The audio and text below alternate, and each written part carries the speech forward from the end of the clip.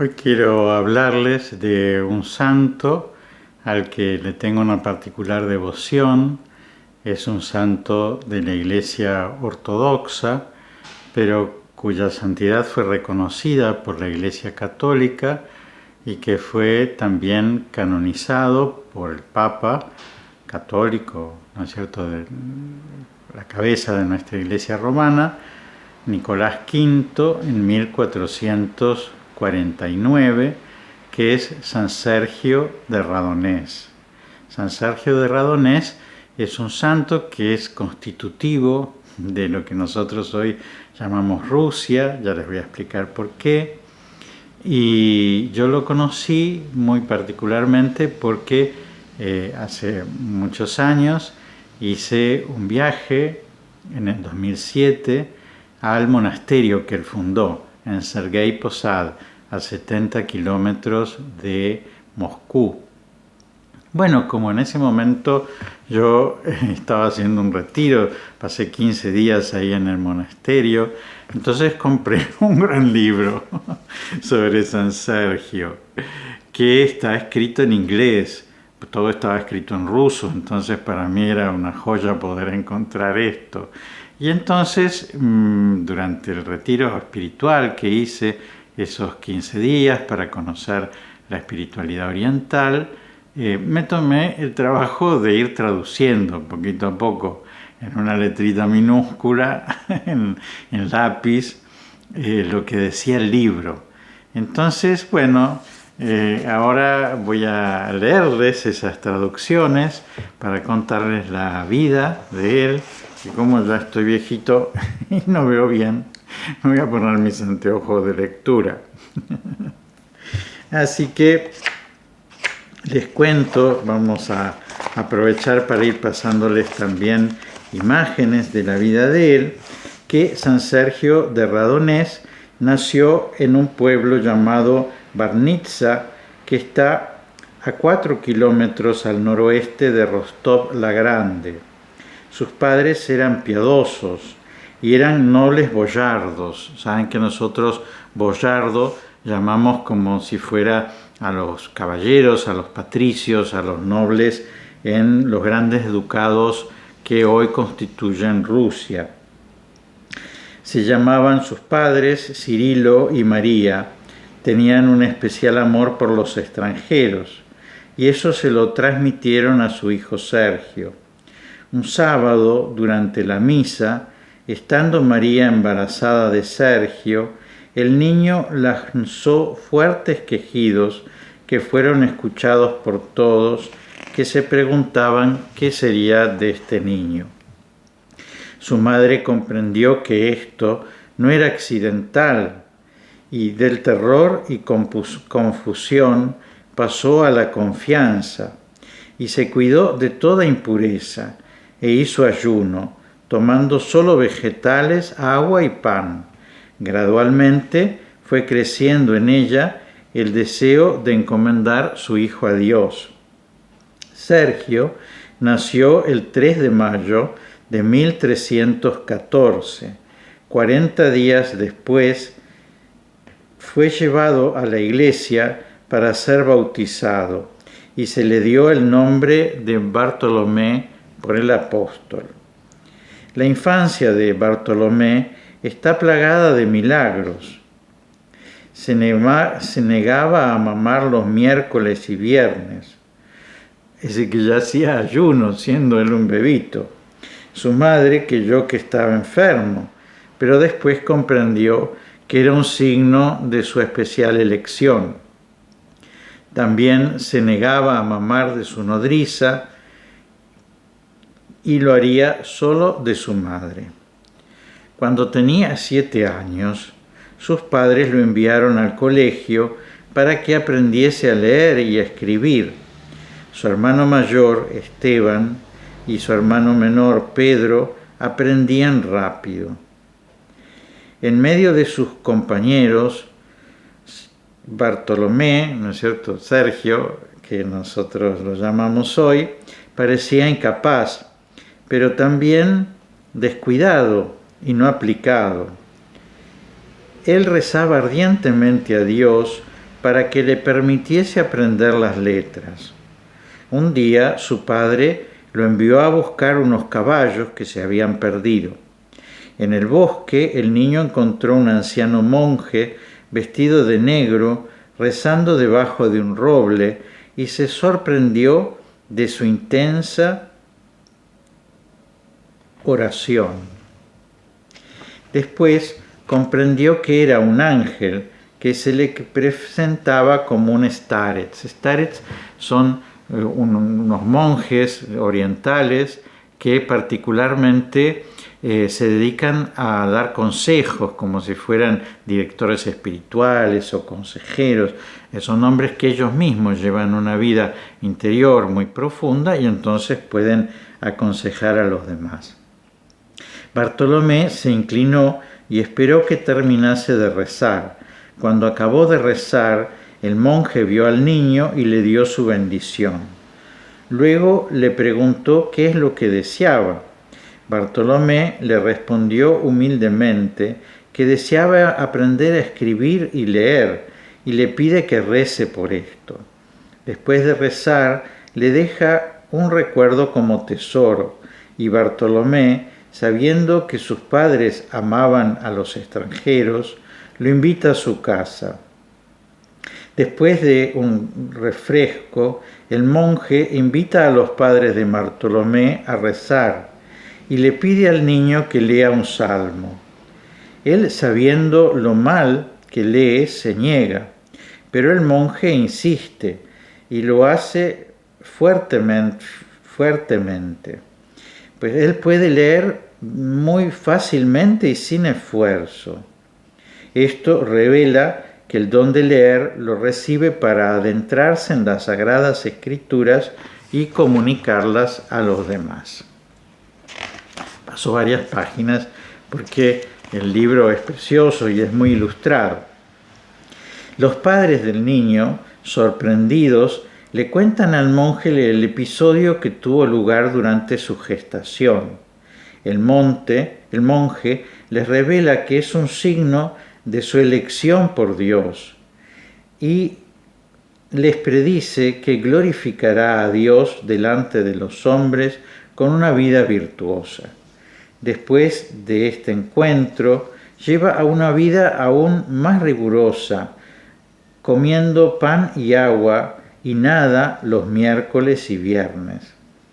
Este poder especial y esta fuerte voluntad serán las que le permitan rezar durante las tentaciones que tendría en los bosques y que le hará posible sobrellevar la solitaria vida que empezó a cultivar durante su infancia.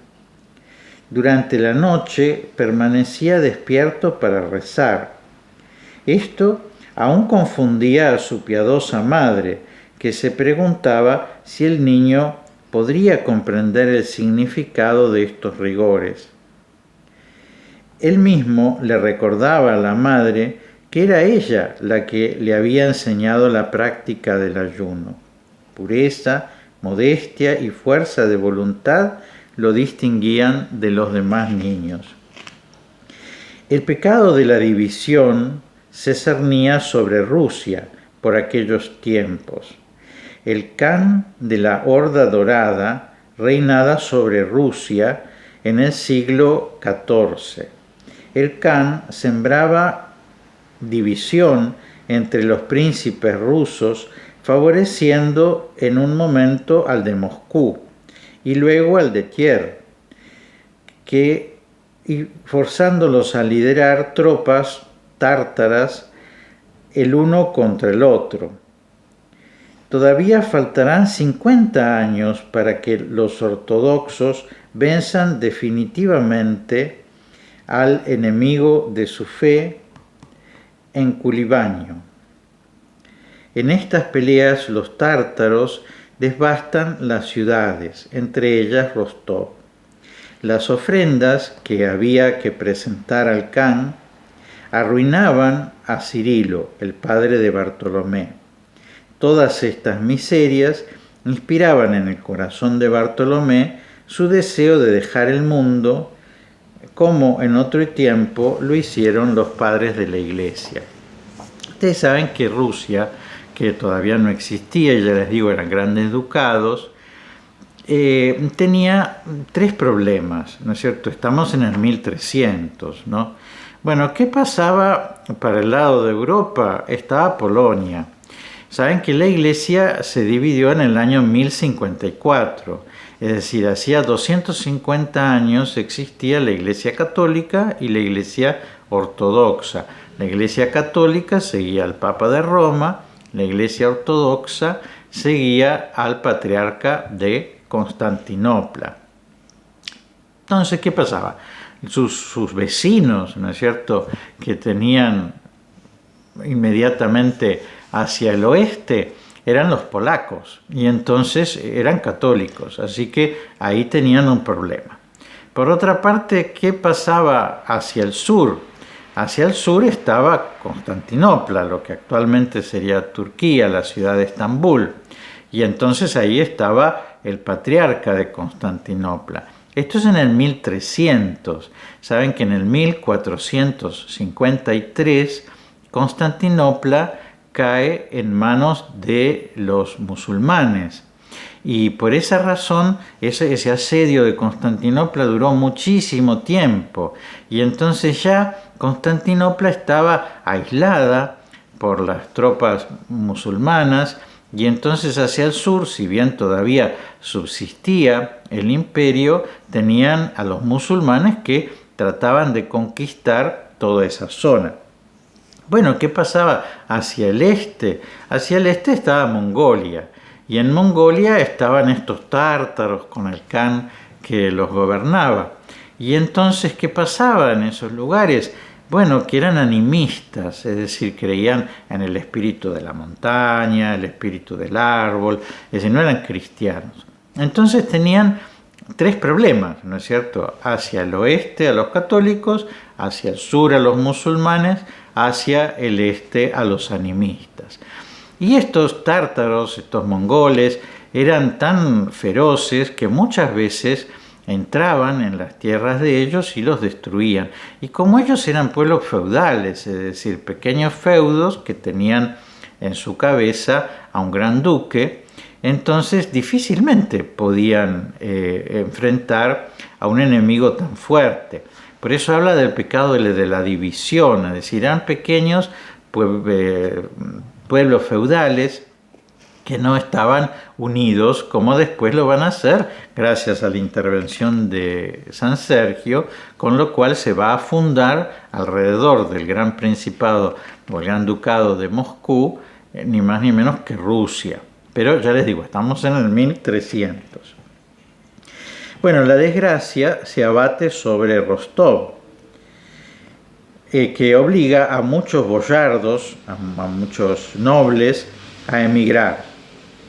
Andrés, un hijo del príncipe de Moscú, ofrece ventajas a los que quieran radicarse en sus posesiones.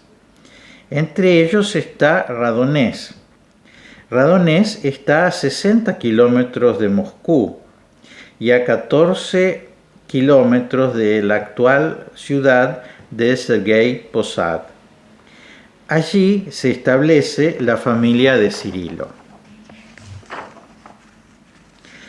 La familia se las ingenia para sobrevivir y para ponerse de pie nuevamente. Bartolomé cuida de sus padres mientras lleva una vida ascética conocida solo por Dios. Muchas veces pidió la bendición de sus padres para entrar en un monasterio, pero como sus hermanos también querían dedicar sus vidas a Dios, ellos le recordaban el deber que tenían de cuidarlos durante su vejez. En todo momento, Bartolomé supo conjugar el amor por Dios con el amor a los hombres, y se decía: que no se haga mi voluntad sino la tuya. Después de un tiempo, los padres de Bartolomé entraron en el monasterio de Kotkovo, fundado en 1308.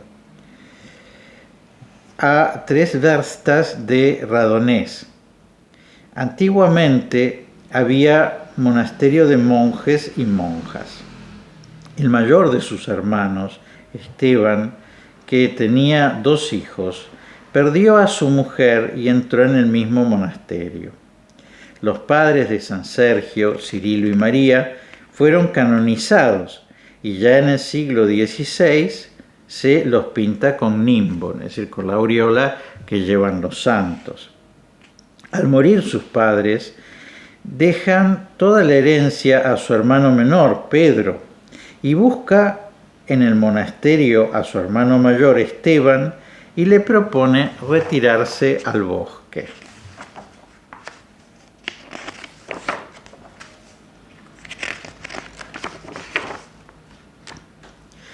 Pustin, que significa ermita, pequeño monasterio o desierto, viene a significar un lugar que, por no ser apto para la vida del hombre, en él Dios se hace más cercano. Sigue la tradición de lo que se nos narra en la Biblia sobre el Moisés, Juan el Precursor y el mismo Jesús, es decir, irse al desierto. En el desierto nosotros no tenemos recaudos y por eso en el desierto nos encontramos siempre directamente con Dios y con su providencia. Siguiendo esto, los 2 hermanos fueron por todo el bosque hasta que decidieron quedarse en un lugar en donde encontraron agua. En el desierto, el ermitaño se encuentra también con el demonio y por eso debe rogar a Dios para que lo ayude en esta lucha. El ermitaño no se escapa del mundo, ya que una de sus tareas es la de rezar por el pueblo.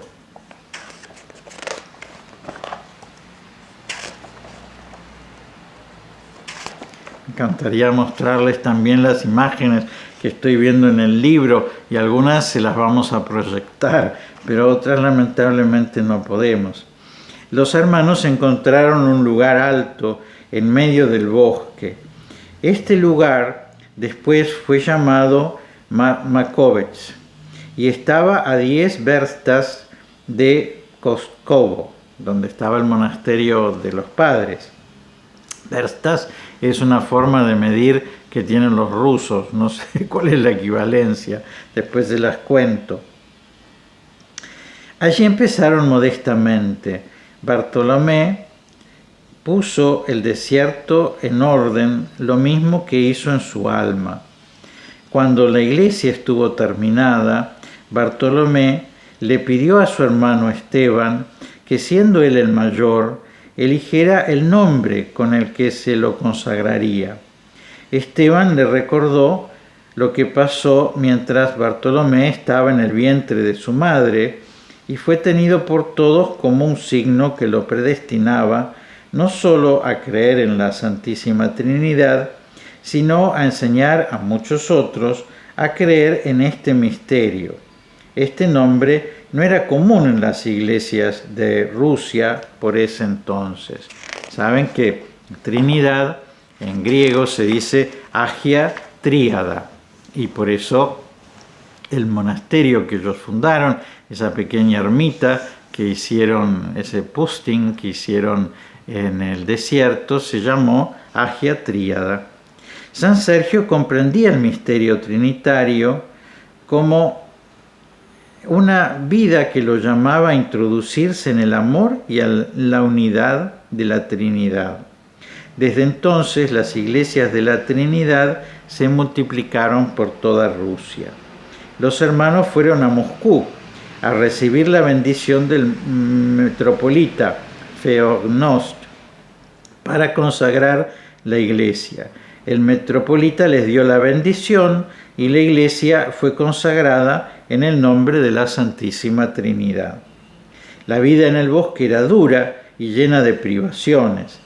Esteban se dio por vencido y entró en el monasterio de la Epifanía en Moscú, es decir, el hermano mayor de San Sergio se cansó, ¿no es cierto?, de esa vida tan difícil y se fue a un monasterio ya instalado en lo que era la capital de ese gran ducado, que era la ciudad de Moscú, el monasterio de la Epifanía. Trató de persuadir a su hermano, a Sergio, pero no lo logró. Cuando Bartolomé quedó solo, decidió hacer sus votos monásticos. Esta idea le vino después de haber estudiado en los Santos Padres y después de haberlos vivido del modo más estricto. Bartolomé le pide a un anciano sacerdote y monje llamado Mitrófano que vaya a la ermita. Estos monjes eran sacerdotes que se ocupaban de asistir en la fe a los paisanos. Bartolomé le pide que lo tonsure y le reciba los votos, y Mitrófano accede a ello. Para mostrar su arrepentimiento, se puso una simple camisa y se quedó fuera de la iglesia. La tonsura, ¿no es cierto? A mí ya no se me puede hacer porque estoy pelado, pero ustedes vieron en las imágenes de frailes y de religiosos que la tonsura, que era un círculo que se hacía en que se raspaba la cabeza, significaba la consagración a Dios. Bueno, y esto es lo que recibe él de este monje Mitrófano. Mitrófano salió del templo y se acercó a Bartolomé, que estaba postrado, y le dijo que Dios, como un padre que ama a su hijo, vio su humildad y sincero arrepentimiento y lo acepta como al hijo pródigo. Bartolomé hizo sus votos a la edad de 22 años, el día de los santos Sergio y Baco. Por eso, desde entonces, cambió su nombre por el de Sergio. Después, Mitrófano celebró la Divina Liturgia y Sergio recibió la Eucaristía y la iglesia se llenó de fragancia que podía sentirse aún en los alrededores. Una vez profesados sus votos, él intensifica su vida de ayuno y oración y se dedica arduamente al trabajo. Lo primero que enfrenta es la vanidad con la templanza. Hace vigilias y ayunos, no usa ropa abrigada en invierno, come pan, agua, duerme en el piso. Yo les cuento que yo estuve en Sergei Posad en el mes de febrero y hacían 20 grados bajo cero y además había 1 metro de nieve. Es decir, que evidentemente no usar ropa abrigada era una mortificación bien seria. También enfrenta las intenciones y opiniones terrenas y la imaginación con la oración. De San Basilio el Grande toma la regla de rezar 7 veces al día. Se puede decir de San Sergio que alcanza lo que San Pablo llama la oración continua. ¿Qué es esto? Cuando un hombre puede decir, dormí, pero mi corazón se mantuvo despierto. En tiempos de San Sergio está en boga la oración de Jesús, que en verdad se practicaba en Rusia desde sus orígenes y consiste en repetir sin cesar, Señor Jesucristo, ten piedad de mí que soy un pecador, hasta que esa frase se identifique con la misma respiración. No les explico esto que es la oración del corazón, porque hay un video de este ciclo en el que les cuento particularmente esto, la oración de Jesús, la oración continua, la oración del corazón. Fueron frecuentes los ataques del demonio que debió soportar, que tomaba los aspectos más siniestros para aterrorizar a San Sergio y obligarlo a deponer su propósito y a dejar el lugar. Pero él lo enfrentaba con la señal de la cruz y con la palabra de Dios. El demonio también le envió animales salvajes para aterrorizarlo, pero él pudo con ellos. Su amistad con un oso que vino a él por pan se convirtió en un signo de su victoria.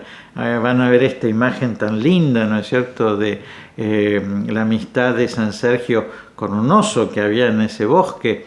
y que nos hace un poquito recordar a lo que pasaba con San Francisco de Asís, ¿no es cierto?, en nuestra tradición. ¿Se acuerdan cómo él puede domesticar a un lobo, ¿no?, que también viene a comer pan de sus manos?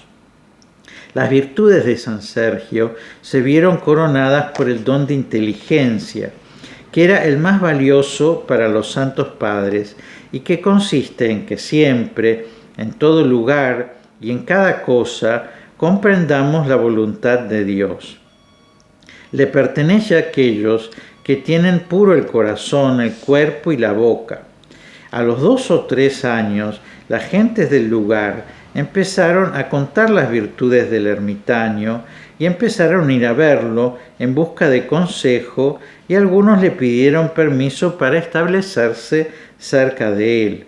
San Sergio lamentaba perder su soledad, pero si veía que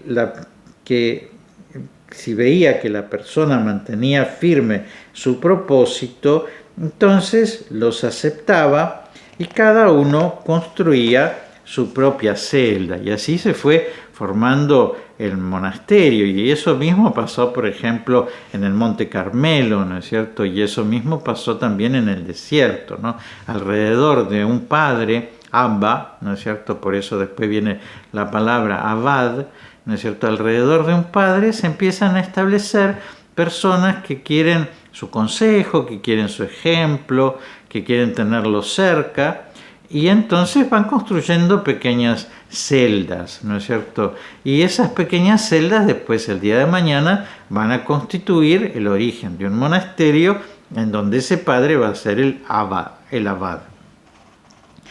A los que llegaban los instruía con la palabra de Dios, y cuando descubrían las dificultades de la vida, él, porque la vida del ermitaño no es nada fácil, dice, él servía a todos como si fuera un esclavo que hubiera sido comprado. Es decir, él vieron eso, el servidor de los siervos, ¿no es cierto?, que nosotros decimos del Papa. Él era el Abba, ¿no es cierto?, el padre, pero sin embargo se sentía un esclavo, ¿no? Entonces se ponía a trabajar para los otros, no se ponía a aprovechar a los otros para que trabajaran para él. Por eso construyó 3 o 4 celdas para los monjes, plantó grano, horneó pan y cocinó, hizo calzados y ropa, trajo agua de la fuente y también amortajaba a los que morían. En ese momento, en Rusia, los ermitaños no tenían mucha vida en común. San Sergio puso una muralla alrededor de las celdas y estableció el servicio de guardia. Convocó la oración que él mismo hacía 7 veces al día. ¿Por qué hizo una muralla? Y porque, ya les digo, estaban estos enemigos. Dentro del monasterio siempre había cosas, ganado, grano, y entonces muchos querían saquearlos. Y después también dentro del monasterio empezaba a haber algunas cosas para la liturgia, ¿no es cierto?, vasos sagrados, que normalmente se hacían con metales nobles, y entonces eso también querían llevárselo las otras personas, y por eso era necesario hacer una muralla alrededor del monasterio. Él llevaba a la práctica la vida de San Basilio el Grande, que dice: primero, ama escuchar y leer la palabra de Dios y las vidas ejemplares de los santos. Segundo, mírate constantemente y al atardecer analiza tus pensamientos y deseos, las palabras que dijiste y las acciones, y ruega a Dios que perdone todo. Tercero, piensa frecuentemente en la muerte y en la segunda venida del Señor. Cuarto, reza constantemente y ama la oración. Quinto, ama el ayuno, porque sin él no se pueden enmendar los malos pensamientos y las acciones que vienen después de los malos pensamientos. Sexto, estés donde estés y hagas lo que hagas, piensa que Dios te está mirando. Séptimo, tus pensamientos, deseos, palabras y acciones, confórmalos con el Evangelio y ten a Dios siempre en tu mente como un sello. Qué linda la enseñanza de San Basilio, que en el fondo es uno de los fundadores de la vida monástica y que en el fondo, bueno, ciertamente una persona que se consagra a Dios puede hacerlo todo el tiempo, pero todas las personas de alguna manera podemos imitarlo en algún momento. 11 años después que los primeros monjes se establecieron en la Pustin de San Sergio, el monje Mitrófano se mudó a ella. Él no era el abad del monasterio, pero los monjes, viendo el filial respeto que le tenía San Sergio, lo trataban como al padre superior. Lo importante es que el monje ahora podía, en tanto se lo permitía su avanzada edad, celebrar la divina liturgia y ocuparse pastoralmente del grupo. Pero después de un año cayó seriamente enfermo y murió. San Sergio lloró mucho su muerte y luego oró ardientemente al Señor para que le enviara un sacerdote. Los otros monjes insistieron mucho en que querían que el mismo Sergio fuera quien los dirigiera como abad y los santificara como sacerdote. San Sergio les pidió tiempo para que Dios mostrara su voluntad, y ellos insistieron mucho diciendo que era por él que estaban en ese lugar. Es decir, así va surgiendo el tema de la vocación sacerdotal en San Sergio, que quería ser simplemente un ermitaño. Los monjes insistieron y los ancianos le dijeron que tenían la esperanza de que los confortara en la vejez y enterrara sus restos. San Sergio decide someter el asunto a la autoridad. Como para entonces el metropolitano Alexei estaba en Constantinopla por unos asuntos de la iglesia, San Sergio se dirigió con los dos monjes más ancianos a Preslav Salemsky a ver al obispo Afanasio Volinsky. Perdonen que si me escucho en ruso, posiblemente estoy diciendo mal todas las palabras en ruso, pero la mayoría no va a entenderlo. San Sergio lo visitó muy temprano y el obispo estaba muy contento de estar frente a San Sergio y besándolo paternalmente la mano derecha, comenzó a conversar sobre la salvación del alma. Luego San Sergio le presentó su consulta y el obispo accede en que él mismo sea el sacerdote de ese monasterio. Lo primero que hizo al regresar al monasterio fue ir a la iglesia para presentar su oración a la Madre de Dios, a los ángeles y a tres grandes santos: San Basilio el Grande, San Gregorio el Teólogo y San Juan Crisóstomo, pidiendo su intercesión para alcanzar la gracia de ser digno de pararse frente al trono de Dios como sacerdote. El obispo Afanasio le hizo inmediatamente subdiácono y después, durante la divina liturgia, lo ordenó diácono.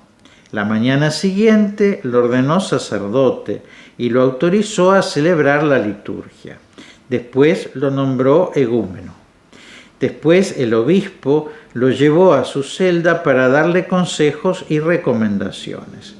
San Sergio no cambió su forma de proceder, poniéndose siempre por debajo de los demás. Es decir, ahora pasaba a ser el superior de ese monasterio. Pero sin embargo eso no lo hizo ponerse por encima de los otros, sino que siguió siendo un servidor, como tiene que ser todo sacerdote. Él entendió que la labor del pastor es la de rogar por sus hermanos y cargar sobre sí las faltas de los demás, pensándose a sí mismo, sinceramente, como un gran pecador. Este amor puede ser dado solo por Dios, sobre todo en el sacramento de la Eucaristía. Pero también el ministerio es una gran fuente de alegría espiritual. No hay placer espiritual más grande en la tierra que el de pararse frente al altar del Señor para administrar el sacramento de la Eucaristía. Eso es verdad. Porque fíjense que un médico puede darles la salud, un abogado puede salvarlos, un albañil puede construirles la casa, pero uno puede darle ni más ni menos que a Jesús, ¿no es cierto? Cuerpo, sangre, alma y divinidad, ¿no es cierto? Y entonces, si alguien está contento, ¿no?, cuando hace una obra buena por el otro, evidentemente en el corazón del sacerdote dar el perdón, ¿no es cierto?, en la absolución, y dar la Eucaristía en la comunión son los dos grandes consuelos. Dice San Sergio, se dio por regla a sí mismo el celebrar los sacramentos de la Eucaristía diariamente, y ninguna fatiga ni ningún otro quehacer podía evitarle el ser el primero en llegar a la iglesia temprano a la mañana y el último en irse tarde a la noche. San Sergio siempre daba el ejemplo. Primero en el trabajo, también se destacaba por su pobreza, a veces no había alimento, ni vino para la misa, ni harina para las hostias, ni incienso, ni cera. Debían iluminarse con resina de pino y palos de abedul. Tenían vasos de madera para celebrar la liturgia y vestimentas de telas burdas. Les enseñaba a trabajar y no quería que salieran a mendigar. En una oportunidad en que los monjes se quejaban porque no había comida, San Sergio no quería que fueran a mendigar. Le dijeron que esperaban un día y que si no llegaba pan saldrían a pedirlo. San Sergio les habló de los pájaros del cielo y les dijo que el que confía en el Señor no queda defraudado. Apenas hubo terminado de hablar, se escuchó llamar a la puerta del claustro y resultó ser un rico desconocido que amaba a Cristo y había enviado un cargamento de pan a los monjes. El pan estaba todavía fresco y caliente, a pesar de que venía de lejos. Esto convenció a los monjes que había sido enviado por Dios mismo como el maná. Poco a poco la comunidad fue creciendo, pero se mantenía el número de 12 y el abad. Si un monje moría, se recibía uno nuevo. Esto se mantuvo hasta la llegada del archimandrita Simón de Smolensk, que dejó sus honores y autoridad para ir con San Sergio como monje ordinario. Antes de entrar, entregó todas sus pertenencias al monasterio y esto permitió que se hiciera una iglesia más espaciosa. Por la noche San Sergio recorría el monasterio, viendo qué hacía cada monje. Cuando los veía trabajando, rezando o leyendo los Santos Padres, se alegraba y rezaba para que Dios fortaleciese a ese monje. Pero si escuchaba risas o hablar en voz alta, él golpeaba la ventana para que supieran qué pasaba. Y a la mañana siguiente llamaba al que había hecho ruido y con gran humildad lo amonestaba. Pronto vinieron peregrinos de toda Rusia que pedían sus oraciones, bendiciones, consejos y que querían confesarse con él y recibir la comunión de sus manos. Saben que es muy común, ¿no es cierto?, en la iglesia oriental el que se haga esto, ¿no es cierto?, que es el ir a consultar a un starets, a un monje, para que él nos diga ¿no es cierto?, las cosas que nosotros tenemos que aprender. Al atardecer, San Sergio estaba rezando en su celda y solo escuchó una voz que lo llamó por su nombre. Sorprendido abrió la ventana y vio una luz que se dispersaba en la oscuridad y parecía de día. La voz desconocida dijo otra vez: Sergio, tú rezas por tus hijos espirituales y Dios ha aceptado tu plegaria. Mira alrededor y ve cuántos monjes tienes bajo tu cuidado en nombre de la Trinidad dadora de vida. San Sergio vio muchos pájaros hermosos que nunca había visto antes. Así es como vio multiplicar a sus discípulos. Después que te hayas ido, el número no disminuirá y todos tendrán muchas virtudes mientras quieran seguir tus pasos. En un momento le llegan del patriarcado de Constantinopla Filoteo, que le lleva regalos, y un mensaje en el que el patriarca de Constantinopla le dice que, enterado de su obra, debe buscar introducir una regla de vida comunitaria. Sergio comienza construyendo nuevos edificios, el refectorio, que es el lugar donde se come, la panadería, las celdas, etc., rechazando toda propiedad privada. Elige asistentes y distribuye responsabilidades entre ellos. El segundo en importancia era el ecónomo, ¿no es cierto? El ecónomo es el que administra un monasterio. San Nicón fue el primer ecónomo y luego será el sucesor de Sergio como abad. El orden de la iglesia estaba en manos del eclesiarca. Es decir, que ya el convento va tomando una estructura de vida religiosa a pedido del patriarca de Constantinopla, que es el que le propone que haga esto. La vida ascética lo llevó a San Sergio primero a ser ermitaño, luego a ser preceptor de monjes, pero esta es sola una de las dimensiones de la vida terrena de este gran santo. Él estaba destinado por Dios a vivir en uno de los tiempos más decisivos de Rusia, y él se convierte en el Padre Superior de toda esa gente y en una antorcha que brilla firmemente en la iglesia.